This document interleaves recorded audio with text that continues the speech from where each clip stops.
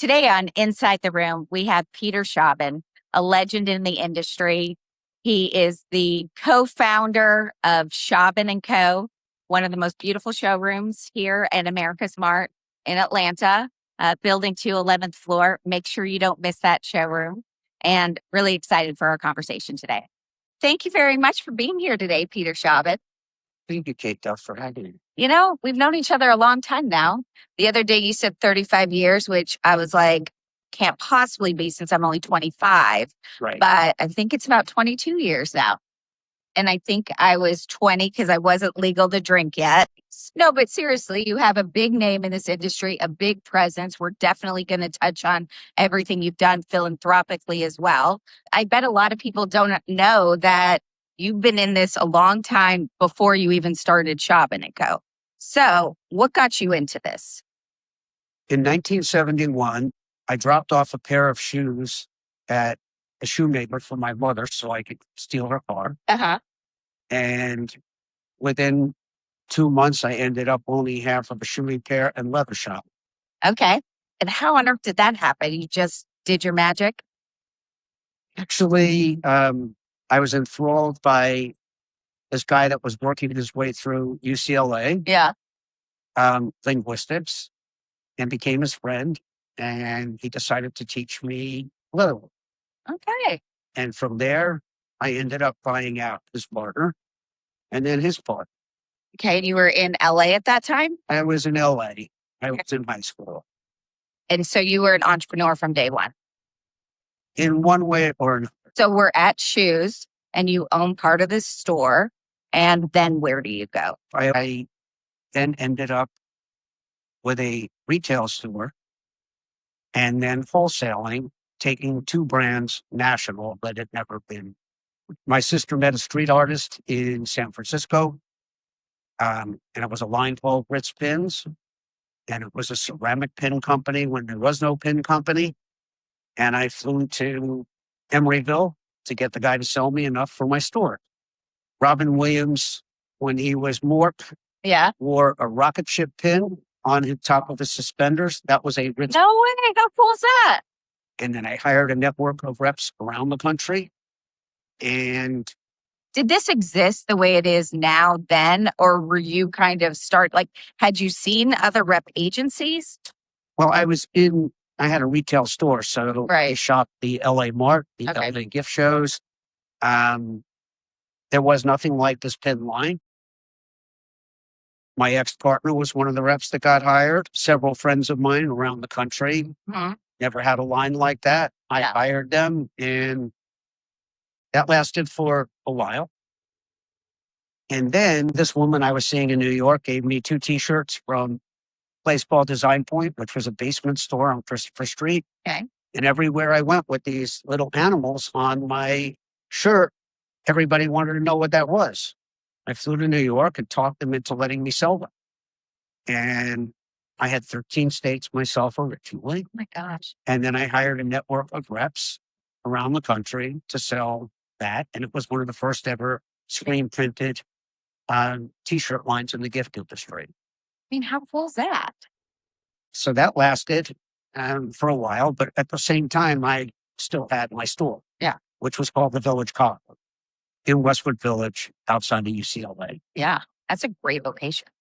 Yeah, it was pretty spectacular. Yeah. So that's when Westwood was beautiful too. Right. And still there was independent stores and then it closed that store. Okay. And ultimately, 3 weeks after my son was born, I went on an interview for a line. And it said I couldn't come because I had a 3-week-old kid to take care of. And the guy that owned the company said, bring him along. He held Dylan the whole time during the interview. And he said, I'm hiring you. I don't want you, but my wife wants you. So I'm hiring you. Okay. You're like, great, thanks. Well, give me my child. I come to do that. And I proceeded to work for them for a while. Okay. And when that was over, one of the people I had hired for Design Point was in Chicago. It was a major rep agency in those days. So that was basically 37 years ago. Okay. I ran that organization for 5 years and was offered a partnership in Atlanta or partnership in San Francisco, and I took Atlanta. Yeah. And really, okay, when you did that, was this building the way it is now? It was 1 year into the new building, Okay. into building 2, Okay. and we took a 1,200 square foot showroom, And how big is your showroom now? 48,000 basic.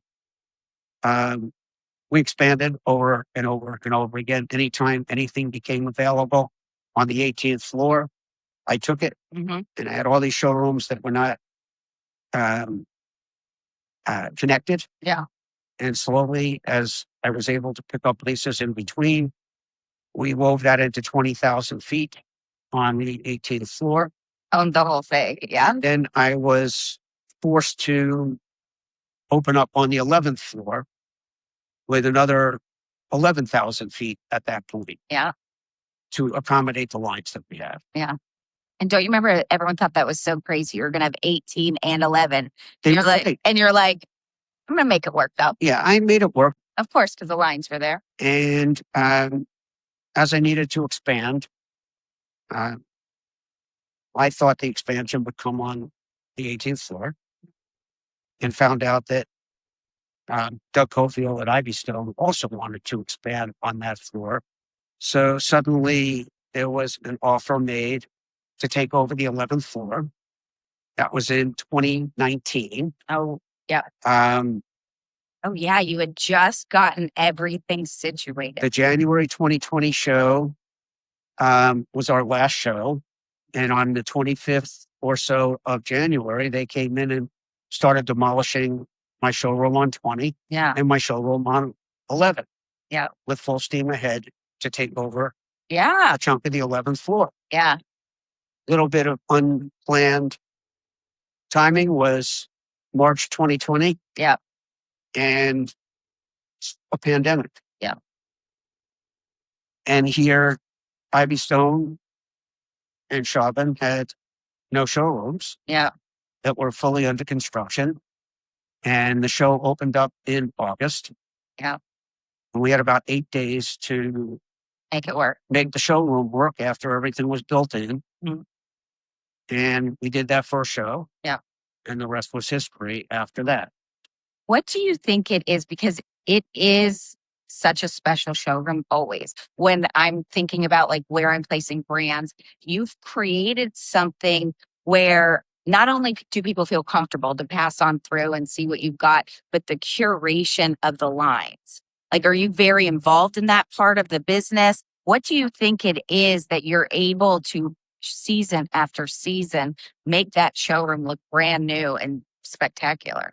Well, luckily, I have friends like you that have been kind enough to pass on some of those spectacular brands that I now represent.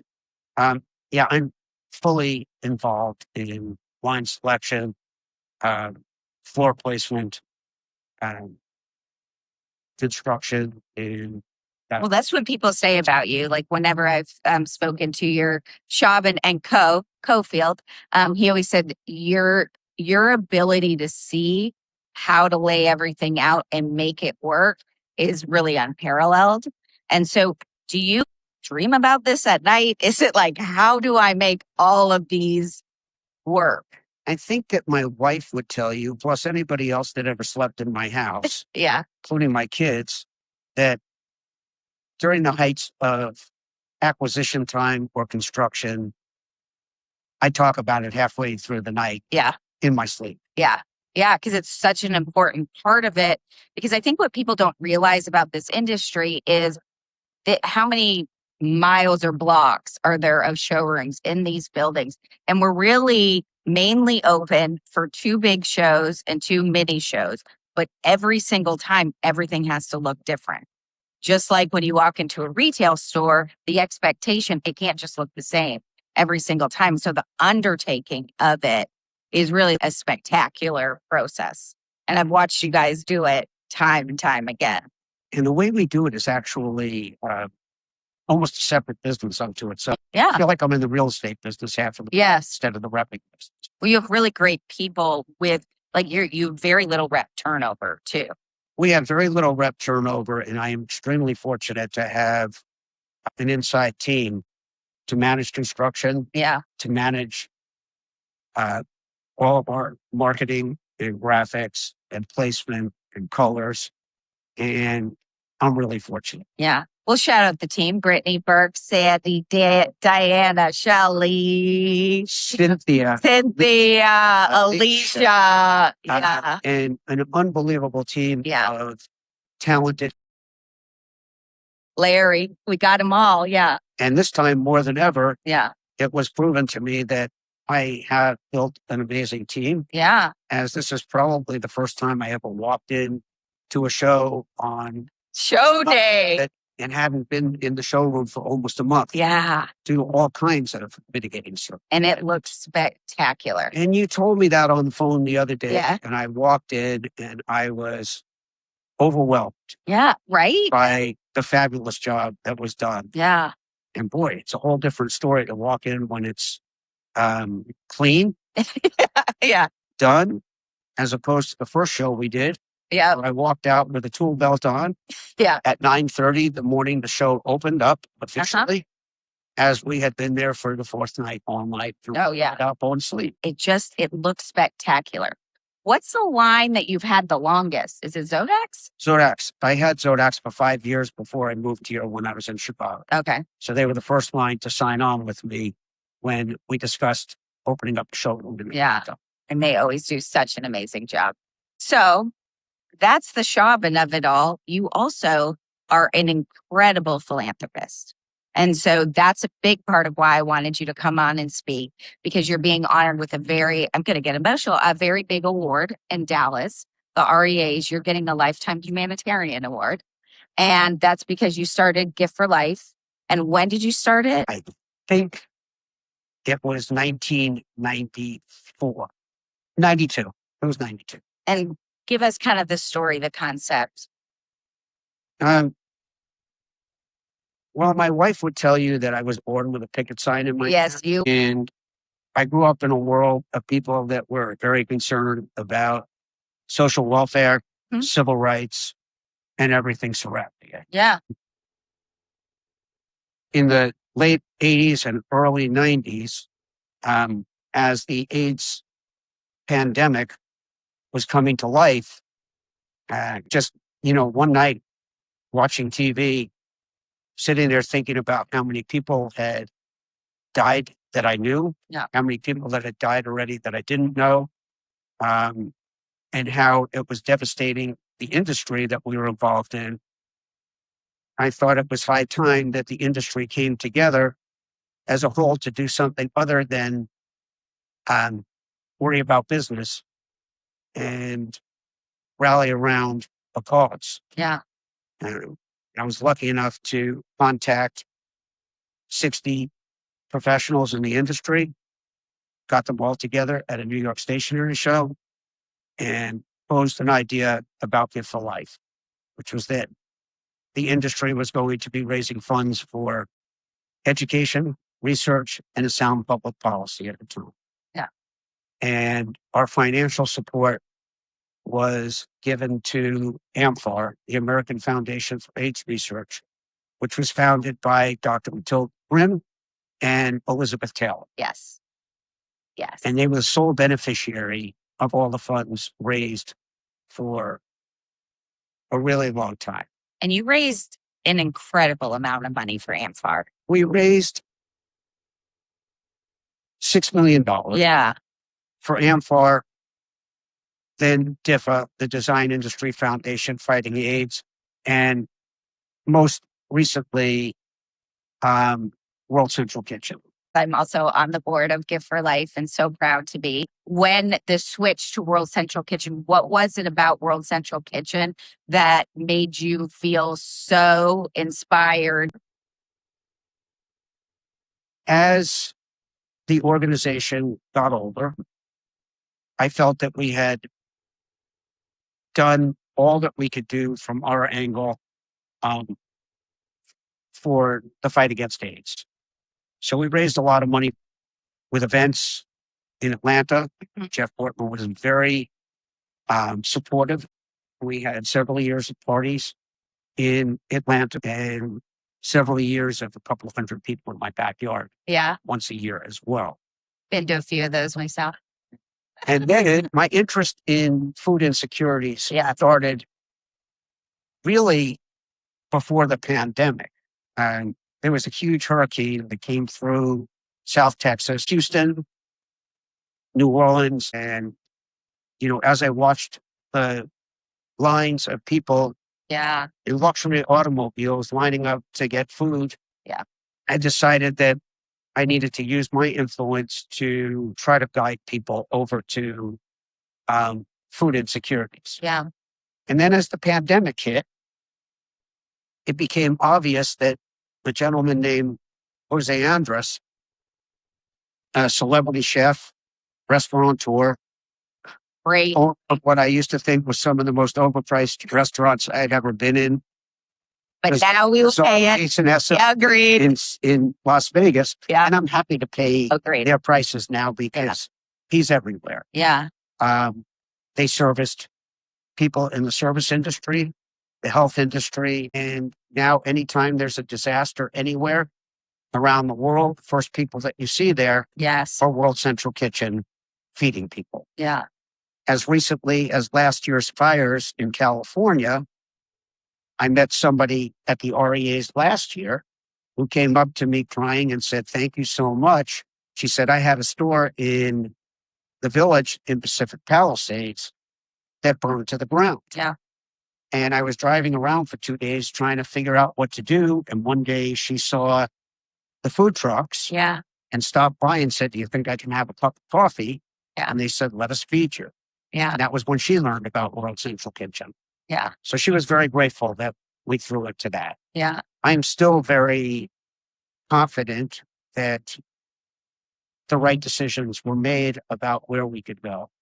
And Well, they also use the local resources. So what is so amazing about them is not only are they the first people there, and when you're going through something so awful, a warm meal and just knowing that that there's people there to help. Like listening to Pirani, who you have in your showroom, when the floods went through Asheville, and they were like, "That is who fed us. That is how we had clean water. That is how." And what they do is they go in and they use local restaurants so people aren't wasting food, or like just trying to help whoever's there and use their ingredients, their people, so that people also can feel of service. Like what he has built is anyone who hasn't watched that documentary should, because there's no way you're not inspired by it. documentary, And it's on Apple TV. It's Jose Andres. We'll put what the name of it is, but he talks through his whole philosophy, and you just immediately get behind the man. And so I'm sure that's a lot of what happened for you too. it had a great deal to do with it. Yeah. But most importantly, $6 million sounds like a lot of money.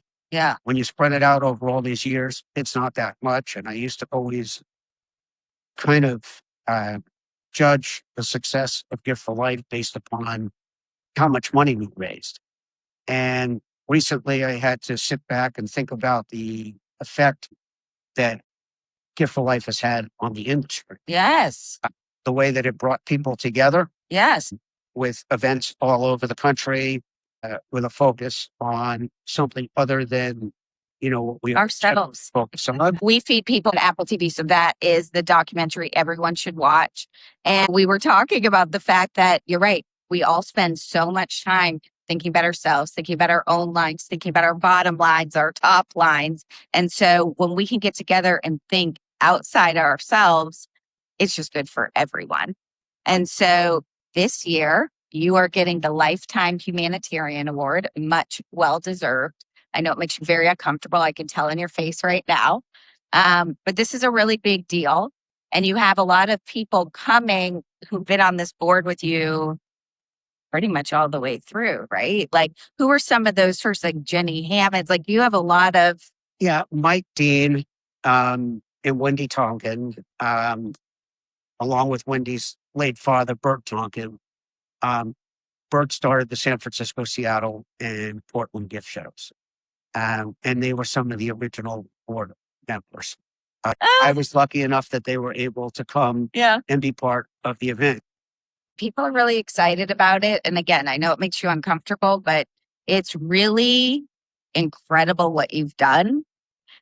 When you think about this industry and how much it's changed and where it's going, still excited, still believe that there's so much to it. Because for me, I feel like we're just getting started. And that's great because you are just getting started and you're making quite an impact. You and your little band of Boston cohorts. This is a people industry. Yeah.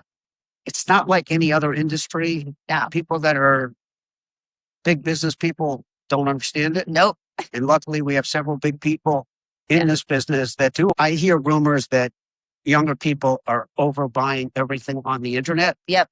And they want to go back to hands-on shopping. Mm-hmm. Getting together in shopping malls is a thing again. Yeah.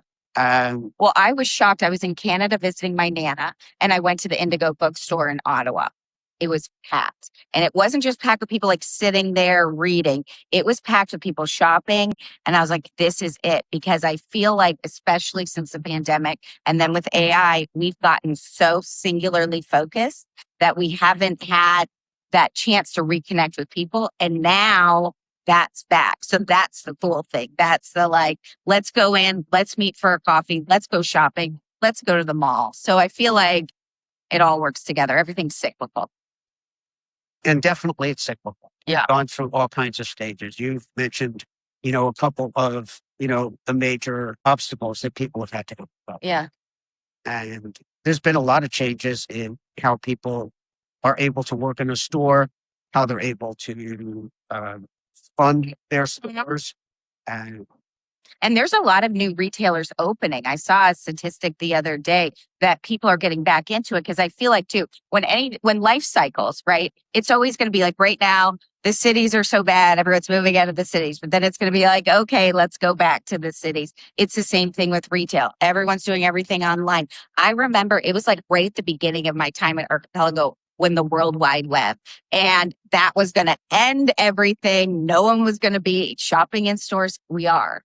And we want that. And we want that connection. And I'd say like Barnes & Noble, they're reopening store after store because at the end of the day, during times like this is when people get creative and they start building a business of their own. They go and learn how to start fixing shoes.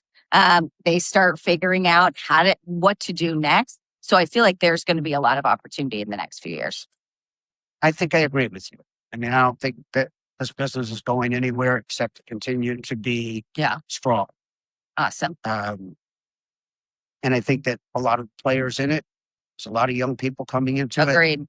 Several years ago, when Chad Corzine and Dylan Schauben started YGE, yes, Young Gift Executives, we kind of laughed because there weren't that many young people in it, or so we all thought. Right. But then you guys all got together. Yes. And showed us there was a whole new band of people. Yeah. Us.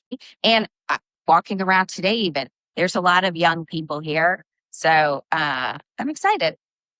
I'm glad. I'm excited too. Yeah. Well, thank you so much for doing this. This is our very first interview. So I will remember it forever, just like you were the very first showroom I ever walked into. So thank you very much for being here today. And it's an honor that we're going to honor you in Dallas in 2 weeks. Thanks, Kate. Thanks for asking me to do this. And I look forward to everything that... all the rest. Yes. Thank you. Mwah.